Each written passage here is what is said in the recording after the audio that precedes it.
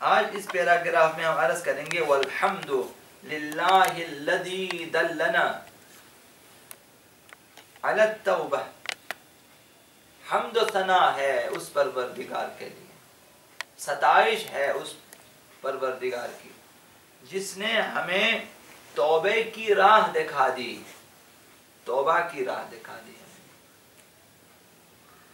التی لم نفدها الا من فضلہ، یہ جو راہ خدا نے دکھا دی ہے توبے کی، اسے ہم نے صرف خدا کے فضل و کرم کی بدولت حاصل کیا ہے، ورنہ ہمیں توبہ کہاں سے ملتی؟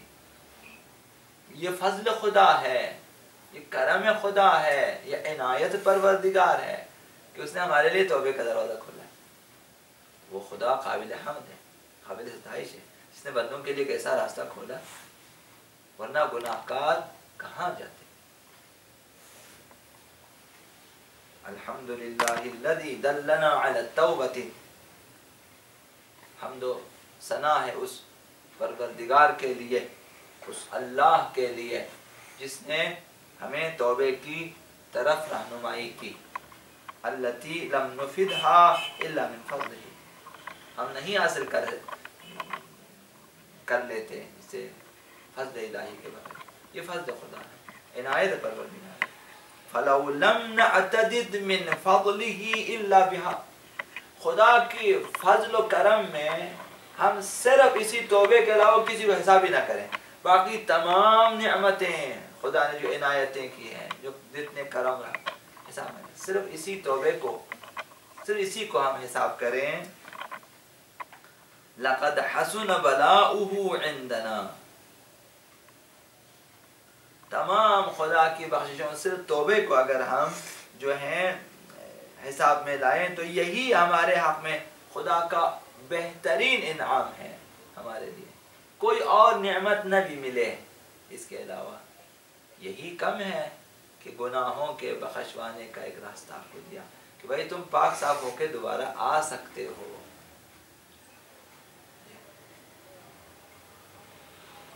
اہل بیت کس طرح خدا و تعالی کی نعمتوں کا حساب رکھتا ہے، ہمیں بھی حساب کرنا چاہیے.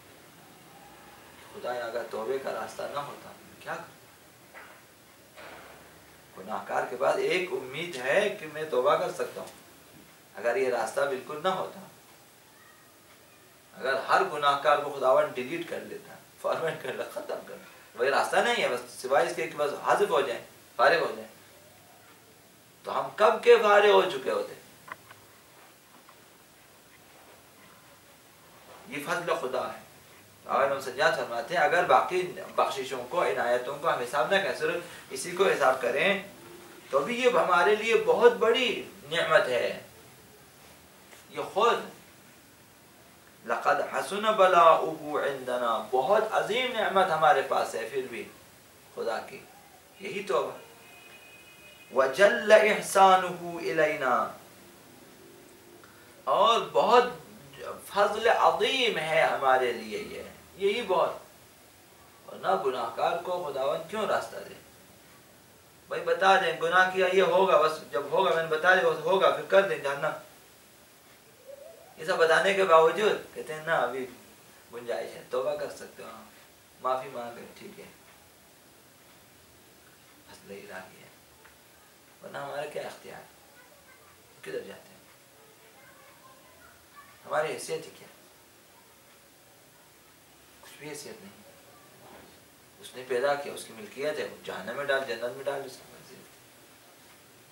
ہمارے لیے ظاہر ہے کہ وَجَسُمَ فَضْلُهُ عَلَيْنَا،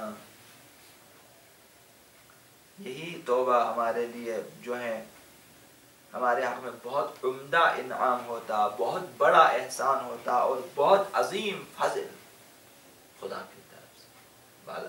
باقی تو ہے، صرف اسی توبے کو دیکھیں. وَجَسُمَ فَضْلُهُ عَلَيْنَا، کتنا بڑا فضل ہے خدا. فَمَا هَكَذَا كَانَتْ سُنَّتُهُ فِي التَّوْبَةِ لِمَنْ كَانَ قَبْلَنَا، یہی روش رہی ہے خداوند متعال کی ہمیشہ. تو پہلے لوگوں کے لیے توبے کے بارے میں خدا کا یہ رویہ نہ تھا. پہلے جو ہم سے پہلے امتیں گزری ہیں توبہ ہے لیکن یہ روش نہ تھی. سخت ترین روش ہوتی. اگر ہم صرف حضرت موسیٰ کی قوم بنی اسرائیل کو دیکھیں ابھی بھی ہم حیران. توبے کا وہ خدا نے کہا توبہ کرو. خدا کس سے توبہ کرے؟ فَاقْتُلُوا أَنفُسَكُمْ کہتے ایک دوسرے کو قتل کرو. توبہ بنی اسرائیل کی توبہ. حضرت موسیٰ نے حکم دیا تمہاری توبہ یہ ہے آ جاؤ مسجد میں عبادت خانے میں آ جاؤ, آنکھیں بند کرو, سب تلواریں نکالو, ایک دوسرے کو قتل کرو. جو بھی قتل ہو گیا. یہ نہ دیکھو کہ باپ باپ ہے بیٹا, بس آنکھیں بند منہ بند قتل. اگر ہمیں ایسا حکم دیتا گھروں میں بھائی ایک دوسرے کو قتل کرو کیا کرتے ہیں؟ ہمارے لیے کس قدر آسان روش خدا متعین رکھتی ہے. فما هكذا كان سنة في التوبة لمن كان قبلنا لقد وضع عنا ما لا طاقة لنا به. ہمارے لیے بہت ساری مشکلات اٹھا لی خدا نے جن کی ہم طاقت نہیں رکھتے ہیں. خدا نے اٹھا لیا. جس چیز کے برداشت ہم میں طاقت نہیں خدا نے اٹھا لیا ہم سے. وَلَمْ يُكَلِّفْنَا إِلَّا وُسْعًا ہمیں ہماری طاقت سے زیادہ خدا نے ذمہ داری نہیں دی. وَلَمْ يُجَشِّمْنَا إِلَّا يُسْرًا ہمارے لیے صرف سہل اور آسان چیزیں رکھتی ہیں. کس قدر آسان ہے نماز پڑھنا, کس قدر آسان ہے. بھائی وضو کریں, ہاتھ چہرہ دھو لیں, کونی سے ہاتھ دھو لیں, سر پہ ایک دفعہ انگلی کھینچیں, آئے مسجد نماز پڑھیں. 7 منٹ کی نماز, 10 منٹ کی نماز جائے فاضل. ہمیں اب یہ بھی مشکل لگتی ہے نماز. وَإِنَّهَا لَكَبِيرَةٌ إِلَّا عَلَى الْخَاشِعِينَ یہ بھی مشکل, خدا یہ بھی مشکل ہے. واقعی اپنے آپ سے شرمانی چاہیے. اس قدر آسان اور اس پر بھی ثواب جزا سب کچھ. بھئی یہی نماز پڑھو تمہاری انشاءاللہ دنیا آخرت دونوں تمہاری کامیاب جائے گی. وَلَمْ يُجَشِّمْنَا إِلَّا يُسْرًا ہمارے لیے صرف سہل اور آسان چیزیں دی ہیں تاکہ ہم وَلَمْ يَدَعْ لِأَحَدٍ مِّنَّا حُجَّةً اور ہم میں سے کسی کے لیے بھی خدا نے عذر باقی نہیں رکھا, ہیلا باقی نہیں, حجت کی گنجائش نہیں ہے. بھئی کون سی چیز تمہارے لیے ہم نے مشکل کر دی ہے؟ وہ میں ہم نے خدا ہم نہیں کر سکتے ہو تم, وہ بڑی آسانی سے کر سکتے ہو, بہت آسانی سے کر سکتے ہو. 16 گھنٹے کا روزہ ہے جبکہ تم 22 گھنٹے روزہ رکھ سکتے ہو. تم نے کہا صرف 16 پہ کھول دیں جبکہ تم 22 گھنٹے 24 گھنٹے بھی روزہ رکھ سکتے ہو, 22 گھنٹے بھی روزہ رکھ سکتے ہو. اگر حد 5 وقت نہانے کا حکم ہوتا کتنی مشکل ہو جاتی ہمارے. ابھی چہرہ دیکھ کر وضو کر کے آ جائیں گے تو ہمارے بال خراب ہو جائیں گے, ہمارے جوراب اتارنا پڑتا ہے. یہ بھی بہانہ ہے انسانوں کا, یعنی جب منہ ہے زبان ہے تو انسان بولنے لگتا ہے, ورنہ یہ بھی بولنے کی چیز ہے. وہی مجھے سردی لگتی ہے. یہی شخص جو وضو کرنے کے نماز پڑھنے کے بہانہ کرتا ہے کہ وہی مجھے سردی لگتی ہے, اسی کے لیے آپ جو ہیں بولیں آج گھر کے دروازے میں 100 روپے گرا ہوا ہے اور آپ کہیں یہ اٹھانے جائے گا سردی نہیں لگے گی اسے, جائے گا اٹھانے کے لیے, وہی سردی نہیں لگتی آپ کو. انہیں ہمارے وضو اور نماز کی قیمت 100 روپے بھی نہیں ہے. سوچنا چاہیے. ہر بچے سے کہیں جو نماز پڑھنے نہیں آتا بولے ادھر وضو کر گئے 100 روپیہ, دیکھا آرام سے نہ سردی لگے, کچھ آرام سے وضو کر کے نماز پڑھیں, بلکہ نماز ہی پڑھیں گے.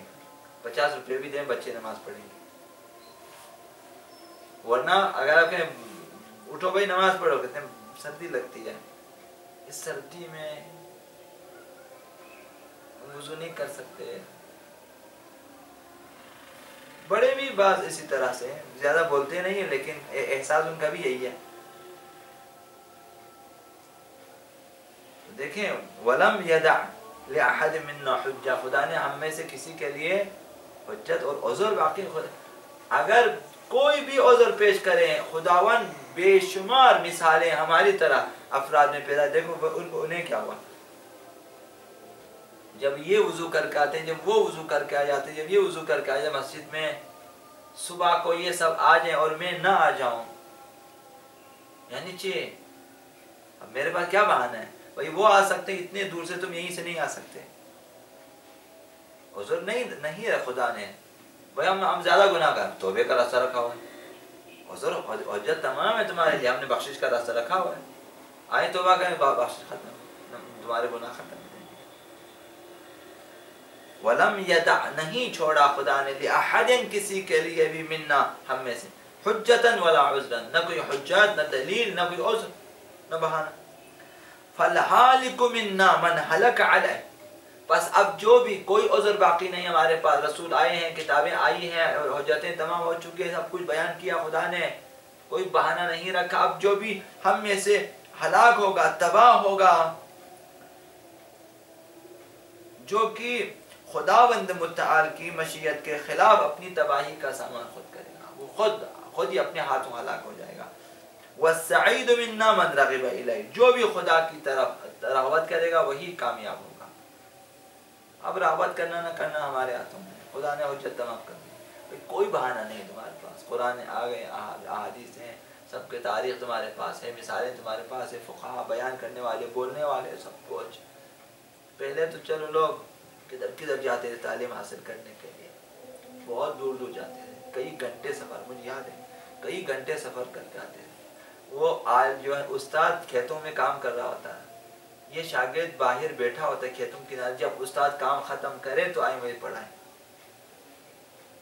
جب استاد کام سے تھک جاتے کسی اور کے حوالے کرتے، کام مثال ہل چلانا ہے، پانی دینا ہے، پھر استاد آ کے تھڑے پہ بٹھا دیتے وہاں درخت کے نیچے، آپ کھولو کتاب۔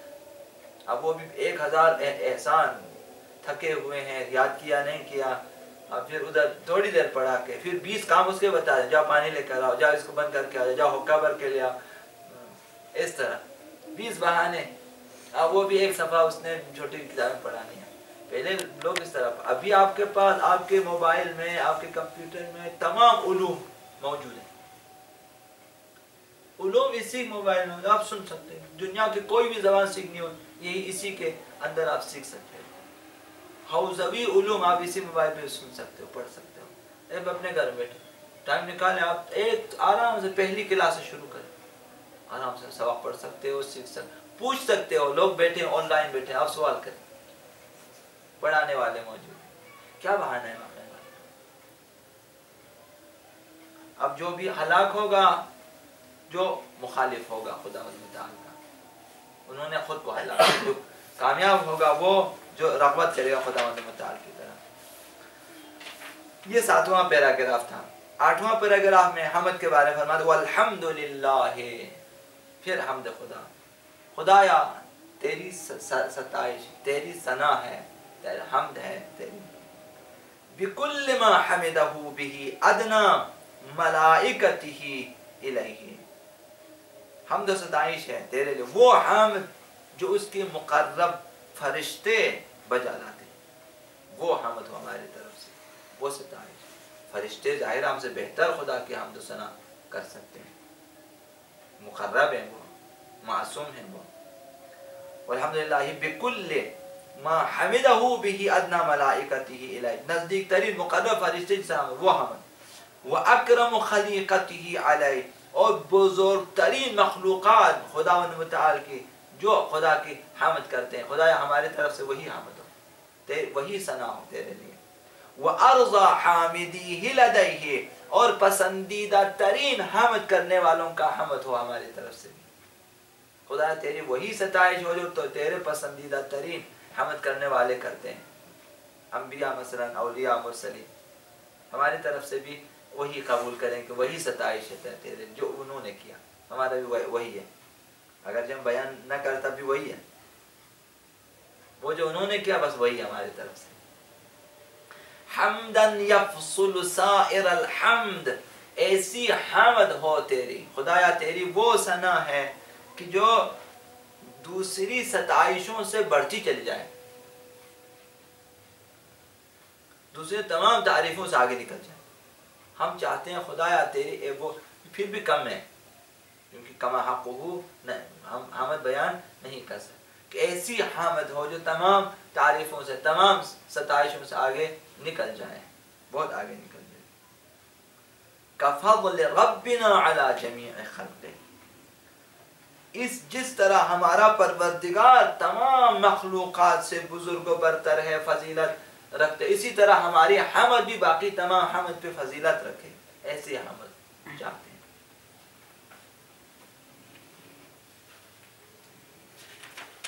باقی ایک پیراگراف ہے، کل آپ کی خدمت میں عرض کروں گا۔